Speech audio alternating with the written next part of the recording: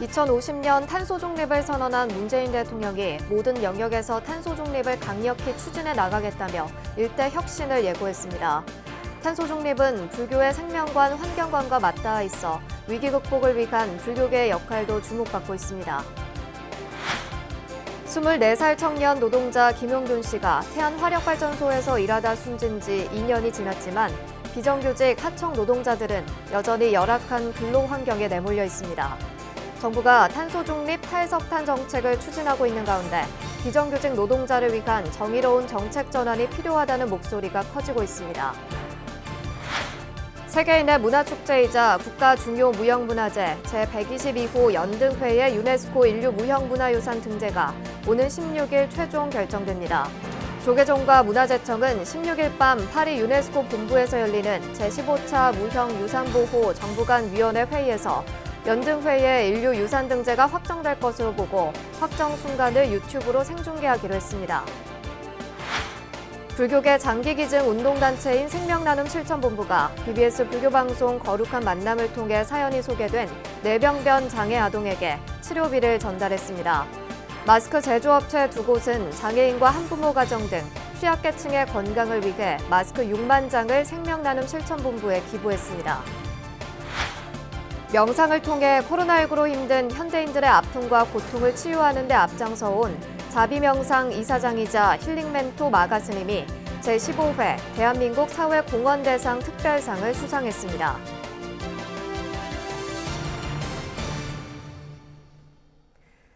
시청자 여러분 안녕하십니까? 12월 12일 토요일 BBS 뉴스입니다.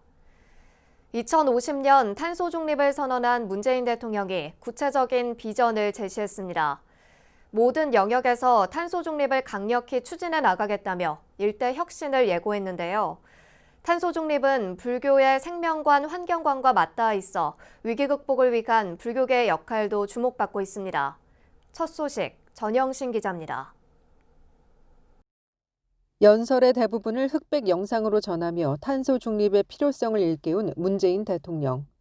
대통령 책상 위에 놓인 환경 위기 시계는 오후 9시 47분을 가리키고 있고 12시에 가까워질수록 지구 종말을 의미합니다.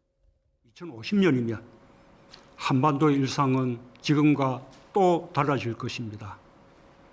여름은 길어지고 겨울은 짧아질 것입니다. 폭염과 열대야 같은 극한기후가 더 많이 늘어날 것입니다. 탄소 중립이란 온실가스의 배출량을 줄이고 온실가스를 흡수하는 활동을 통해 온실가스가 더 이상 늘어나지 않게 유지한 상태를 말합니다. 문 대통령은 저탄소 산업을 적극 육성해 2050년 탄소 중립국으로 거듭나겠다는 비전을 제시했습니다. 이에 따라 40% 이상 높은 비중을 차지하는 화력 발전을 신재생 에너지로 대체하고 탄소 국경세 도입에 대비해 석유화학, 철강 위주의 산업 구조를 혁신해야 하는 과제를 안게 됐습니다. 200년이나 늦게 시작한 산업화에 비하면 비교적 동등한 선상에서 출발하는 탄소 중립은 우리나라가 선도 국가로 도약할 기회이기도 합니다. 코로나19 역시 기후위기, 생태위기의 결과란 인식이 확산되면서 유럽연합과 중국, 일본 등도 이미 탄소 중립을 선언했습니다. 세계적인 이상기후가 세계 도처에서 이미 인류에게 많은 고통을 주고 있습니다. 기후위기는 코로나와 마찬가지로 가장 취약한 지역과 계층, 어려운 이들을 가장 먼저 힘들게 하다가 끝내는 모든 인류의 삶을 고통스럽게 할 것입니다. 탄소 중립은 온 우주가 거대한 인드라망으로서 서로 관계하고 변화한다는 불교의 생명관, 환경관과 맞닿아 있습니다. 탄소 중립으로 시작하는 기후변화 위기 대응에 모두가 동참해야 하는 이유입니다. 청와대에서 BBS 뉴스 전영신입니다. 24살 청년 김용균 씨가 태안화력발전소에서 일하다 숨진 지 2년이 지났습니다. 그러나 비정규직 하청 노동자들은 여전히 열악한 근로 환경에 내몰려 있는데요. 정부가 탄소 중립 탈석탄 정책을 추진하고 있는 가운데 비정규직 노동자를 위한 정의로운 정책 전환이 필요하다는 목소리가 커지고 있습니다. 박세라 기자입니다.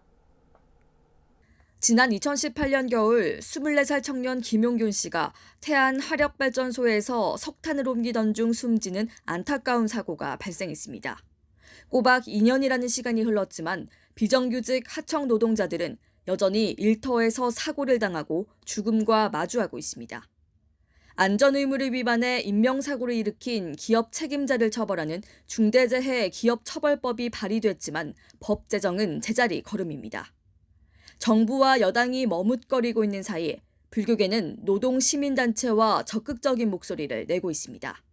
조계종 사회노동위원회는 최근 성명을 발표하고 이윤보다 생명을 귀하게 여기는 사회가 될 수 있도록 중대재해법을 조속히 제정해달라고 촉구했습니다. 정부가 추진하는 한국판 뉴딜, 탈석탄 정책과 관련해 기존 산업과 신산업이 조화를 이뤄야 한다는 목소리도 커지고 있습니다. 탄소 중립 사회, 신재생에너지로의 전환은 반드시 필요하지만 기존 산업 노동자의 직무 변화와 일자리 문제를 간과해서는 안 된다는 지적입니다. 이제는 에너지 전환과 함께 노동자를 생각하는 정의로운 전환이 논의되어야 합니다. 변화의 과정에서 우리는 늘 사람을 고민해야 하고 변화를 통해 창조되는 가치는 만인에게 도움이 될 수 있어야 할 것입니다. 사람이 수단이 되지 않고 노동자의 희생을 거름 삼지 않는 대통령직 속 일자리위원회 김용기 부위원장은 석탄, 석유화학 등 기존 산업의 일자리 안정을 보장하고 신산업의 이익을 사회에 환원할 수 있는 정책을 강조했습니다. 이익의 상당 부분이 이제 사회적으로 환원이 돼서 구산업 노동자들의 교육 훈련이나 안전망 강화 이러한 데에 이제 사용되어야 한다는 거죠. 김용균 씨가 세상을 떠난 지 2년. 일하다 죽지 않을 권리를 요구하는 노동자들의 외침에 정치권이 응답해야 한다는 목소리가 그 어느 때보다 높아지고 있습니다. BBS 뉴스 박세라입니다. 세계인의 문화축제이자 국가중요무형문화재 제122호 연등회의 유네스코 인류무형문화유산 등재가 오는 16일 최종 결정됩니다. 조계종과 문화재청은 우리 시간으로 오는 16일 밤 9시 30분 서울 국립고궁박물관 소강당에서 총무원장 원행 스님과 정재숙 문화재청장이 참석하는 가운데 파리 유네스코 본부에서 열리는 제15차 무형유산보호 정부간위원회를 화상으로 연결해 회의를 함께 진행한다고 밝혔습니다. 이번 회의에서 연등회의 인류무형문화유산 등재 결정이 확실시되는 가운데 등재가 확정되는 순간은 유튜브 생중계를 통해 국내외에 실시간으로 전해질 예정입니다. 조계종 총무원장 원행 스님과 정재숙 문화재청장은 연등회의 유네스코 인류무형문화유산 지정이 결정된 직후 국민들에게 감사 인사와 소감 등을 전할 계획입니다. 연등회가 인류무형문화유산으로 최종 등재되면 우리나라는 영산제와 판소리 등 인류무형문화유산을 모두 21개 보유하게 됩니다. BBS 불교방송이 민족 고유의 명절이자 1년 중 밤이 가장 길고 낮이 가장 짧은 동지를 맞아 올 한 해를 돌아보고 새해 건강과 행복을 발언하는 특별 기도정진에 나섰습니다. BBS 불교방송은 오늘부터 동짓날인 21일까지 10일 동안 비대면 방식으로 동지 특별 기도정진을 진행한다고 밝혔습니다. 이번 특별정진 기간 동안 BBS TV 등을 통해 축원기도가 방송되며 동짓날인 21일에는 홍천 광운사 주지 청운 스님의 동지 법문을 TV와 라디오, 유튜브를 통해 전국에 방송합니다. 불교계는 작은 설로 불리는 동짓날을 맞아 매년 이웃들과 함께 팥죽을 나누고 새해 희망을 발언하는 행사를 열고 있지만 올해는 코로나19에 따라 비대면 온라인 방식으로 행사를 진행할 계획입니다. 불교계 장기기증 운동단체인 생명나눔 실천본부가 BBS 불교방송의 자비나눔 프로그램 거룩한 만남을 통해 소개된 뇌병변 장애 아동에게 치료비를 전달했습니다. 마스크 제조업체 2곳은 장애인과 한부모 가정 등 취약계층의 건강을 위해서 마스크 6만 장을 생명나눔 실천본부에 기부했습니다. 김호준 기자가 보도합니다. 지난 10월 BBS 거룩한 만남에서 소개한 뇌병변 장애 아동입니다. 한부모 가정에서 할머니가 돌봐주는 8살 남자아이지만 장애가 심해 스스로 몸을 가누지도 앞을 보지도 못합니다. 우리 지우를 키울 수 있을지 그거 하나만이 내가 늘 생각하고 지우 선생님한테 하는 얘기가 나보다 하루 먼저 이 세상을 갔으면 좋겠다고. 생명나눔 실천본부는 거룩한 만남을 통해 십시일반 모은 600만 원을 지우군 측에 전달했습니다. 우리 주위에도 이런 환자들이 많습니다. 그래서 빨리 개최하기를 기원하고 저도 부처님 있게 열심히 기도하겠습니다. 올해에만 생명나눔의 손길을 거쳐간 이는 모두 25명. 이들에게 9천만 원 가까이 지원했습니다. 안팎으로 어려운 여건이지만 연말을 맞아 생명나눔 실천본부에는 자비의 물품 기탁이 줄을 이었습니다. 가죽을 제조하는 한 중소기업은 매출이 크게 줄어든 상황에서도 마스크를 기부하는 선행을 펼쳐 눈길을 끌었습니다. 게다가 직원들의 고용 유지를 위해 마스크 생산으로 업종을 전환해 감동이 배가 됐습니다. 그러다가 코로나 때문에 이 오프라인 매장들이 다 문을 닫아서 미국 매장들도 다 닫고 해서 한 6분의 1 정도로 매출이 한 급감을 했었어요. 거기가 공장입니다. 제조 공장, 가죽 제조 공장. 그래서 또 다른 업체는 한 지자체에 마스크 20만 개를 기부하는 등 아낌없는 자비행을 선보인 곳입니다. 그 취약계층 아동들한테 많이 간다고 그래서 그래서 뭐 저희야 뭐 좋은 일하는데 참여하면 그거만 해도 영광이라. 마스크 한 장이면은 한 생명을 구할 수 있는 아주 그런 귀한 겁니다. 그래서 저희들은 이 귀한 것을 한 사람의 생명을 살린다는 생각으로 고루고루 도와주면서 확진자가 될 수 있으면 적게 나와가지고 건강을 되찾을 수 있도록 그렇게 하겠습니다. 너무 고맙습니다. 다 함께 어려움을 이겨내야 하는 시기에 주변의 소외된 이웃을 살피는 기업들의 작고 큰 사랑이 훈훈한 겨울을 만들고 있습니다. BBS 뉴스 김호준입니다. 문화재청 국립강화문화재연구소는 최근 풍납토성 서쪽 성벽을 조사하던 중 성벽 축조 방법과 증축 증거를 발견했다고 밝혔습니다. 백제 한성도읍기 도성터로 유력한 서울 송파구 풍납토성은 폭 40에서 50m, 추정 높이 11m에 둘레 길이가 약 4km인 대형 토성입니다. 연구소는 이번에 축조 방법 확인을 위해 성벽을 평면으로 절개해 조사를 진행했고 그 결과 풍납토성의 몸체를 이루는 흙더미, 즉 토루별로 성벽을 쌓아 올리기 위해 시설한 나무 기둥들을 찾아냈습니다. 이보람 국립강화문화재연구소 학예연구사는 역경사 나무 기둥은 풍납토성 성벽에서 처음 확인된 것으로 성벽을 쌓아 올리기 위한 공법이나 성벽 시설물의 일종으로 추정된다면서 성벽 축조 방법과 공정을 파악할 수 있는 중요한 단서라고 설명했습니다. 명상을 통해 현대인들의 아픔과 고통을 치유하는 데 앞장서온 자비명상 이사장이자 힐링멘토 마가 스님이 제15회 대한민국 사회공헌대상 특별상을 수상했습니다.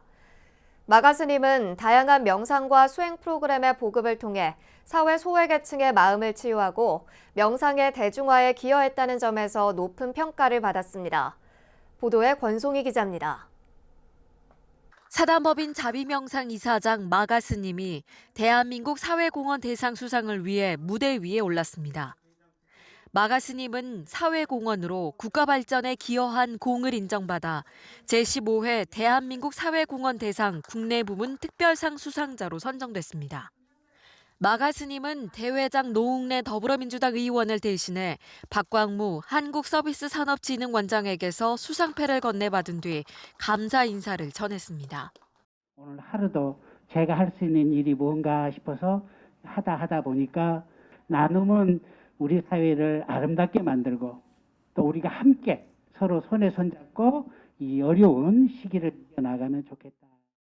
마가 스님은 취업 준비에 지친 청년들을 위한 마음 충전소와 전국의 재소자를 위한 짜장면 뷔페를 통해 따뜻한 온정을 펼쳐왔습니다.